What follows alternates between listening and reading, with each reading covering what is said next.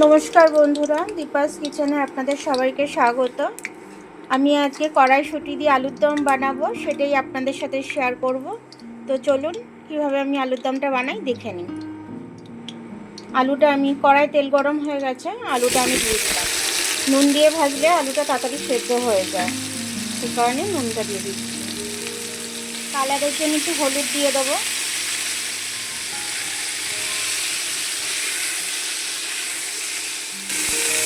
কড়াইশুঁটি দিয়ে আলুর দমটা করবো। আলুর দমটার মধ্যে আমি কড়াইশুঁটি দিয়ে দিচ্ছি, দুটো টমেটো দিয়ে দিচ্ছি, একটু আদা আর কাঁচা লঙ্কা বেলে রেখেছিলাম, এটা আমি দিয়ে দিচ্ছি। একদম নিরামিষভাবে করবো আমি এটাকে। একটু কাশ্মীরি লাল লঙ্কা দিয়ে দেবো কালারের জন্য,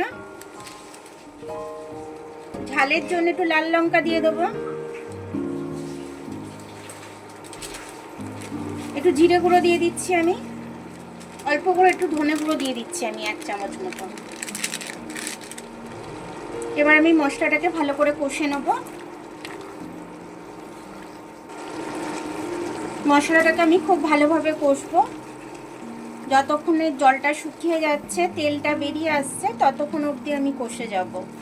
শীতকালে কড়াইশুঁটি দিয়ে আলুর দম খাওয়ার মজাটাই আলাদা, আর নিরামিষভাবে করলে তো আরোই কোনো কথা না। যারা নিরামিষ খায়, নিরামিষভাবে করবে, তাহলেও খুব ভালো লাগবে খেতে। এটা আলুর দম পরোটা দিয়ে, লুচি দিয়ে, নান দিয়ে, সব কিছু দিয়ে এটা ভালো লাগবে।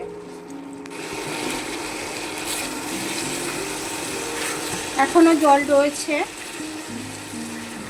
কড়াইশুঁটিটা একটু বেশি করে দিয়েছি যাতে খেতে খুব দারুণ লাগে। দেখুন মশলাটা কষতে কষতে তেলটা ছেড়ে দিয়েছে, মানে মশলাটা আমার কষা হয়ে গেছে। টমেটোটা আমি গোটা দিয়েছি, পরে আমি খুন্তি দিয়ে গেলে দেবো। মশলাটা আমার কষা হয়ে গেছে, এবার আমি জলটা দিয়ে দেবো এর মধ্যে।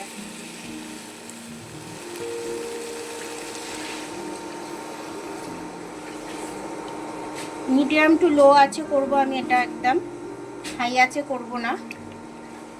এবার এটা আমি চাপা দিয়ে দেবো।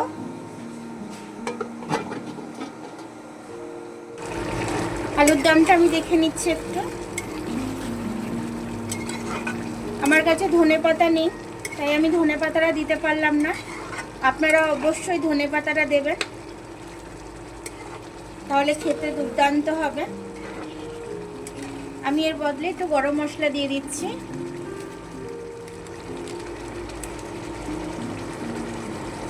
একটু গরম মশলা দিয়ে দিলাম।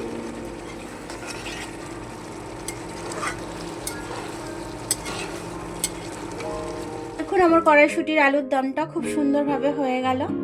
এরকমভাবে আপনারা করে খাবেন, লুচি দিয়ে, আলুর পরোটা দিয়ে, কিংবা আপনারা নান দিয়ে, গরম ভাত দিয়েও ভালো লাগবে, দুর্দান্ত লাগবে। এরকমভাবে করে খাবেন শীতকালে কড়াইশুঁটি যতদিন আছে।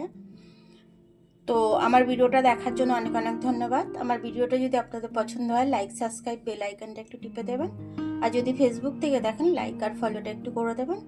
আবার কাল দেখা হবে নতুন রেসিপির সাথে। ততক্ষণ আপনারা ভালো থাকবেন, আমি আসছি।